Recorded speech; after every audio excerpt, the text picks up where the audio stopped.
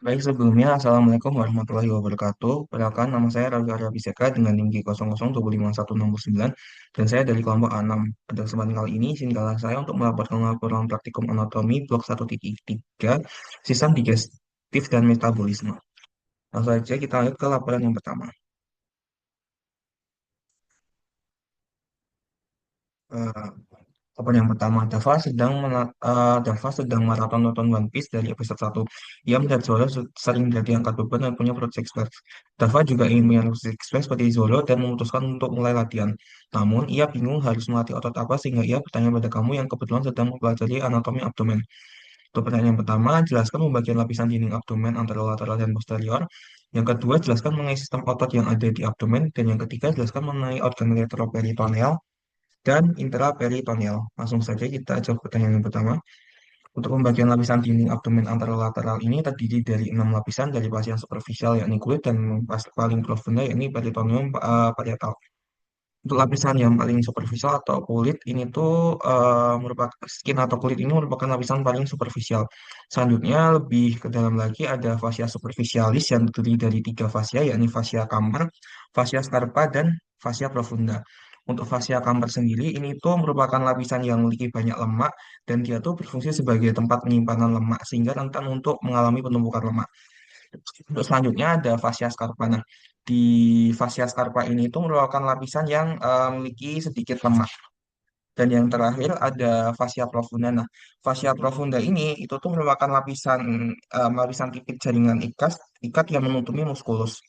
Selanjutnya untuk muskulus dan aponeurosis di abdomen anterolateral ini ada 5.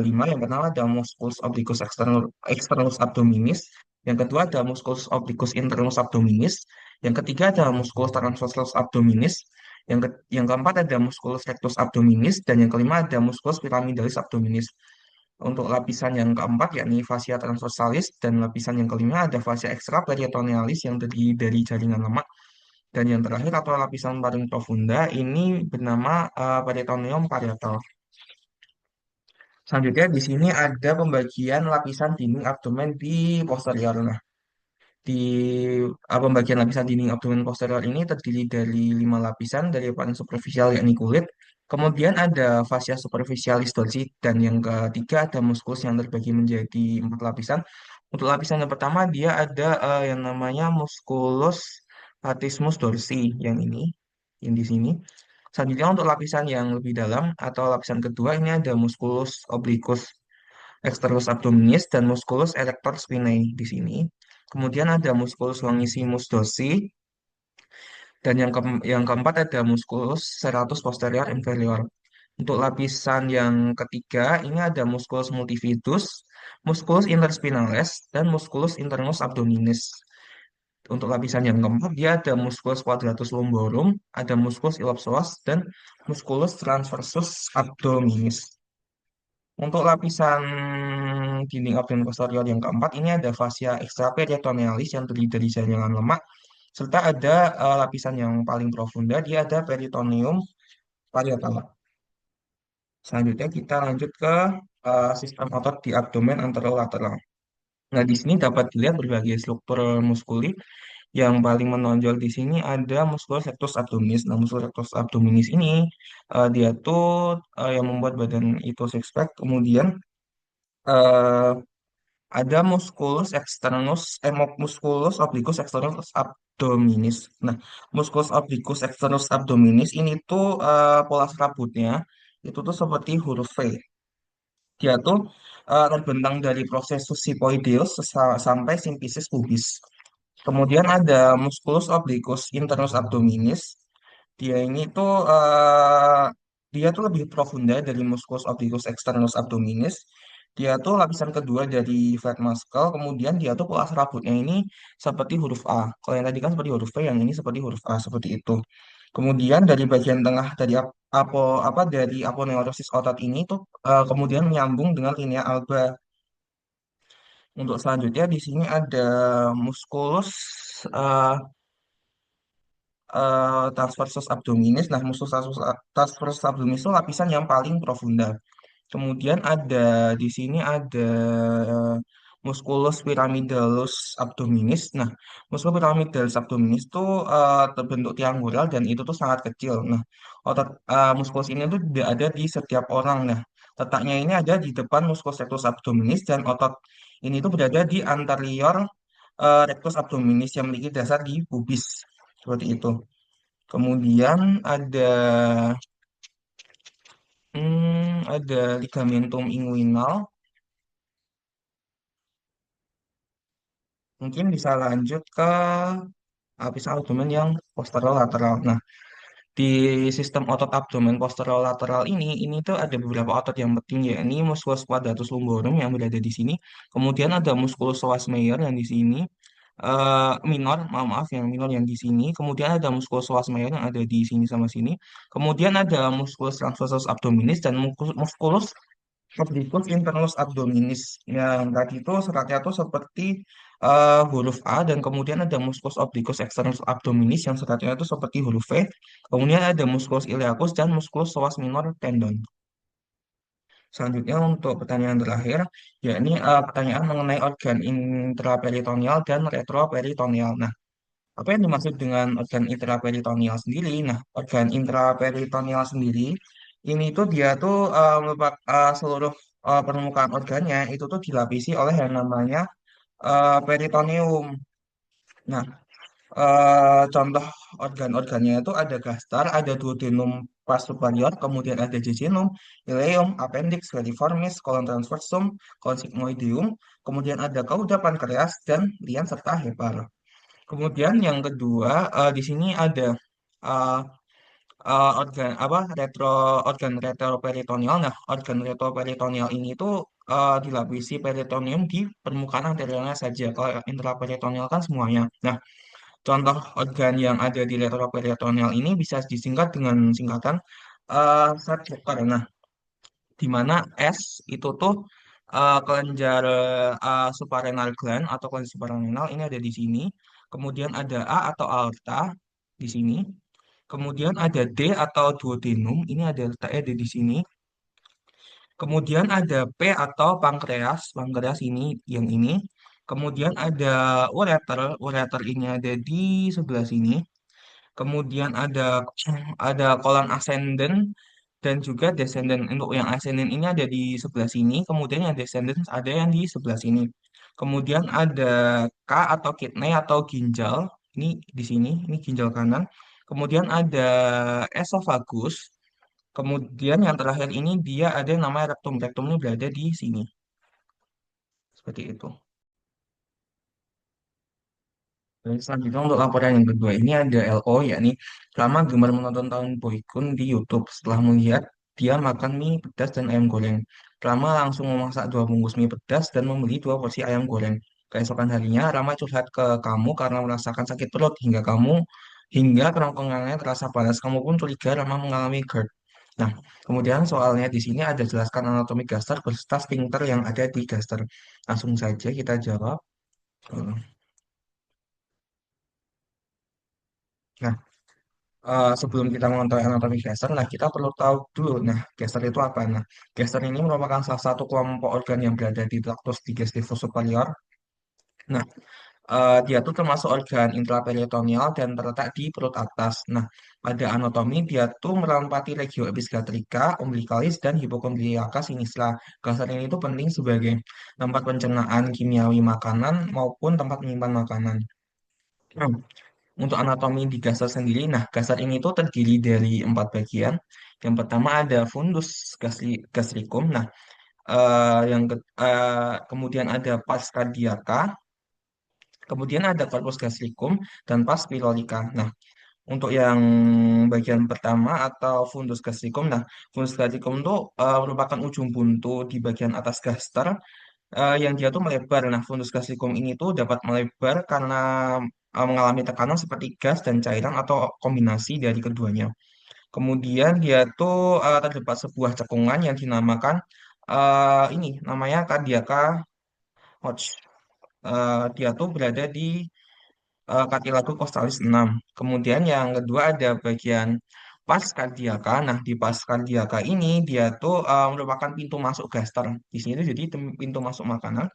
Jadi itu makanan masuk dari esofagus dari sini menuju ke gaster melalui pasca diaka ini. Nah, di pasca diaka dia tuh melingkari yang namanya orfisium cardiaca. Kemudian dia tuh posisinya tuh setara di vertebra thoracalis 11. Kemudian ada corpus gastricum. Nah, di corpus gastricum ini merupakan badan dari gaster itu sendiri atau body. Nah, di corpus gastricum ini tuh merupakan bagian lambung, bagian gaster atau lambung yang paling besar. Nah, kemudian di corpus gastricum ini dia tuh ada struktur yang namanya rugae atau plica gastrica.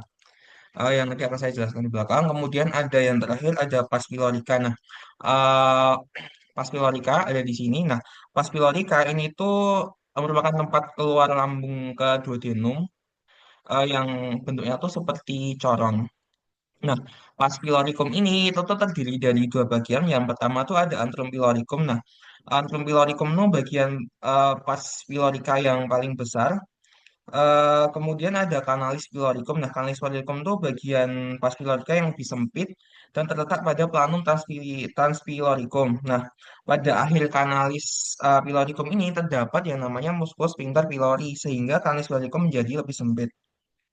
Nah, di bagian distal pas piloricum ini terdapat pilorus yang merupakan penebalan lapisan sirkular otot polos yang mampu mengatur pengosongan gaster melalui orifisium piloricum. Kemudian di sini ada gastroesophageal sphincter atau yang bagian bawah ini.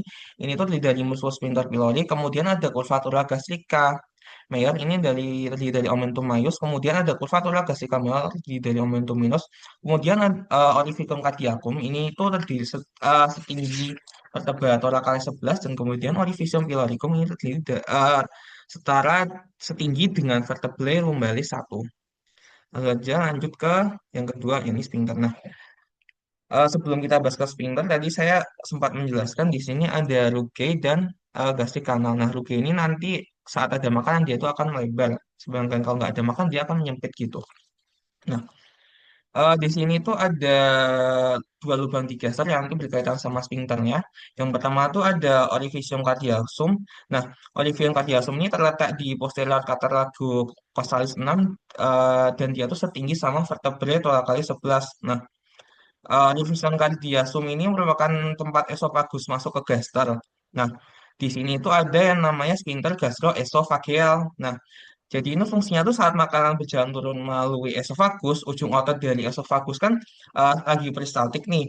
Nah, kemudian nanti akan berelaksasi sehingga makanan masuk ke gaster. Kemudian kontraksi dari sphincter gastroesophageal ini tuh mencegah isi lambung tuh mengalami keluar ke yang namanya esofagus seperti itu. Nah, penutupan sphincter gastroesophageal ini diatur sama nervus vagus. Nah, ini tuh apa namanya? Sphincter gastroesophageal ini tuh bisa aktivitasnya bisa meningkat atau melemah itu dipicu kayak hormon gastrin sama hormon sekretin, kolesistokinin dan glukagon.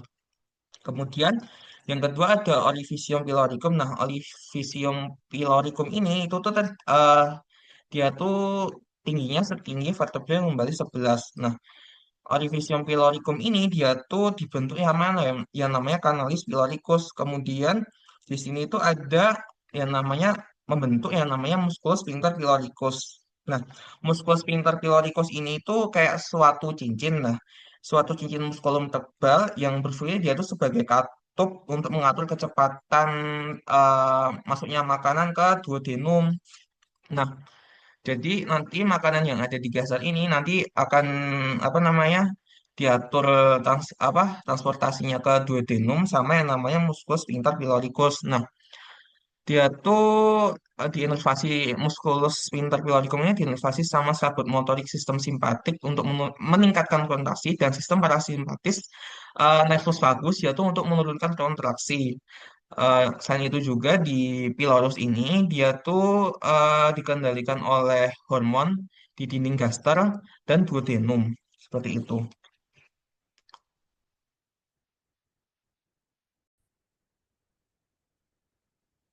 Baik, selanjutnya untuk laporan yang ketiga atau laporan yang terakhir di sini ada soal atau LO.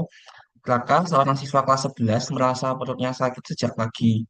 Awalnya rasa nyeri muncul di sekitar pusar dan hanya terasa seperti kram ringan. Namun beberapa jam kemudian nyeri tersebut berpindah ke bagian kanan bawah perut dan semakin tajam. Raka juga merasa mual, hilang nafsu makan, dan ketika teman sekelasnya menekan sedikit area tersebut, rasa sakitnya bertambah hebat.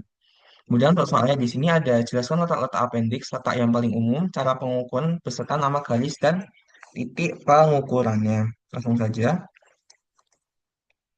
Baik, sebelum kita bahas letak appendix dan lainnya, saya izin membahas untuk appendix lebih dahulu. Nah, appendix itu merupakan tonjolan buntu dari sekum. Dia tuh kayak akan jaringan limfoid. Kemudian tuh dia tuh dasarnya tuh melekat pada permukaan posteromedial sekum di bawah jungsura ilicoinalis. Kemudian panjang appendix sendiri ini tuh pendek sekitar 6 sampai 13 cm. Nah, dia tuh diliputi seluruhnya sama peritoneum sehingga dia termasuk organ intraperitoneal dan dia tuh melekat pada lapisan bawah mesenterium intestinium tenuum. Kemudian mesoappendix sendiri dia tuh berisi arteri, vena, appendikulis dan saraf-saraf. Baik, kemudian di sini saya ingin membahas penentuan letak pangkal dan ujung appendix yang normal. Di sini ada yang pertama tuh dia menurut garis Monro-Pinster, dia tuh diukur dari sias dextra hingga ke pangkal umbiliculus. Nah, pangkal appendix itu terletak sepertiga lateral garis Monro-Pinster yang disebut titik McBurney di sini. Ya, ini di sini. Kemudian kalau dia menurut garis Lanz, dia itu diukur dari sias dextra sampai sias sinistra. Nah, ujung appendixnya tuh diukur pada seperenam lateral dextra. Nah, letak appendix ini bervariasi pada setiap orang. Kemudian tuh di sini ada variasi letak appendix. Yang pertama tuh ada appendix litosekal yang di sini dia tuh seperti ke arah jam 11. Dia tuh letaknya terletak di bagian belakang atau posterior dari sekum. Dia tuh arahnya tuh ke atas dan arah jam 11 ini. Dan dia tuh merupakan bentuk appendix yang paling umum. Jadi bentuk appendix yang paling umum itu dinamakan dengan nama appendix letokaisal. Kemudian yang kedua ada appendix postilaris. Nah, appendix postilaris ini tuh dia tuh terletak lebih mengarah ke kiri atau sinistra. Nah, dia tuh seperti berada di arah jam 1 atau jam 2 seperti itu. Dia tuh letaknya di belakang ilium dan mesenterium. Kemudian yang ketiga ada appendix pelvicum. Nah, appendix pelvicum ini dia tuh arahnya tuh ke bawah, mengarah ke bawah, dia tuh melewati psoas Meyer. Kemudian appendix pelvicum ini tuh kayak kalau kita lihat searah dari jarum jam itu tuh seperti ke arah jam 5. Kemudian tuh ujung appendix pelvicum ini tuh melebihi pipi atas panggul bawah. Kemudian yang keempat ada appendix prealis. Nah, appendix prealis tuh yang di sini yang warna hijau ini. Nah, appendix prealis ini tuh dia tuh terletak lebih mengarah ke kiri seperti jam 1 atau jam 2 sama kayak yang postilaris. Dia tuh terletak di depan ileum dan mesenterium. Kemudian yang kelima atau yang terakhir di sini ada yang namanya appendix subcaesalis. Nah, appendix subcaesalis ini tuh terletak descendants ke kaudal. Nah, dia tuh kalau kita lihat dari arah jarum jam, dia tuh seperti berada di arah jarum jam 6 seperti itu. Mungkin sekian hal yang dapat saya sampaikan. Apabila ada salah kata atau kekurangan, saya mohon maaf yang besar-besarnya. Terima kasih dan wassalamualaikum warahmatullahi wabarakatuh.